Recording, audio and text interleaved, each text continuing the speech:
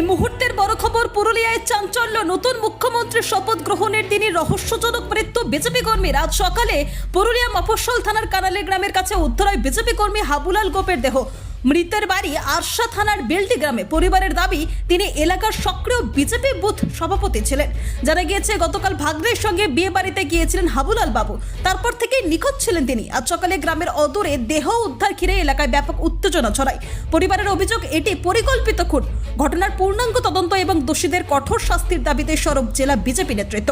ইতিমধ্যেই দেহ ময়নাতদন্তে পাঠিয়েছে পুলিশ। ঘটনাকে ঘিরে রাজনৈতিক মহলে তীব্র চাঞ্চল্য। দেখুন বিস্তারিত।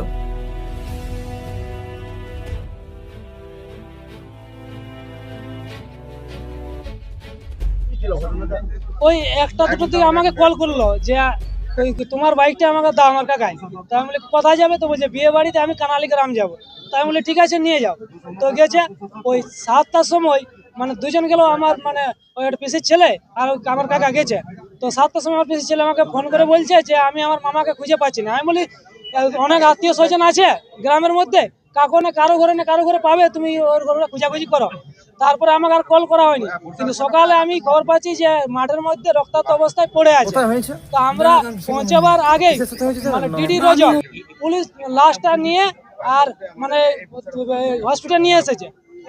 আর তারপরে ডিডি রজক আমরা এসে ওকে জিজ্ঞাসা করার পরে ডিডি রজক এসপি অফিস পালিয়ে চলে গেল। আর মানে এটা পুরোপুরি ভাবে মার্ডার, মানে একদম। তিনি কাজ করতেন একদম এরকম, শ্রমিকের কাজ করতেন।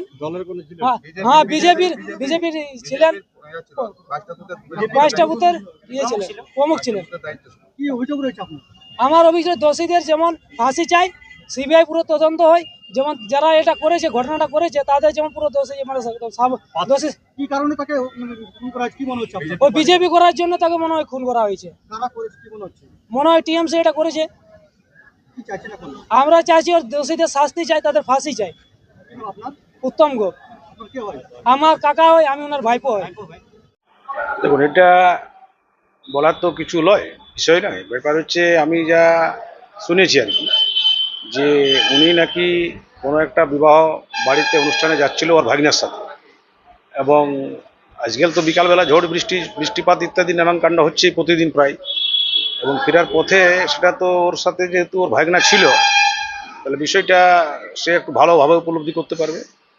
আর আমাদের মানে কোনো বিষয়েই যদি সেই কোনো খুনের মধ্যেই তৃণমূলকে যুক্ত করে নিয়ে আসে, এটা মনে হয় ঠিক নয়। এটা পুলিশ প্রশাসন বিষয়টা ভালো করে দেখুক, এবং তদন্ত মাধ্যমে যা উঠে আসবে সেটা তো আমরা চাই যে তার কোনো দৃষ্টান্তমূলক তার শাস্তি হয়। ভালোভাবে প্রশাসনিকভাবে পুলিশ প্রশাসন যথোপযুক্তভাবে সেটা তদন্ত করে সেটা বার করা প্রশাসনের এটা দায়িত্ব।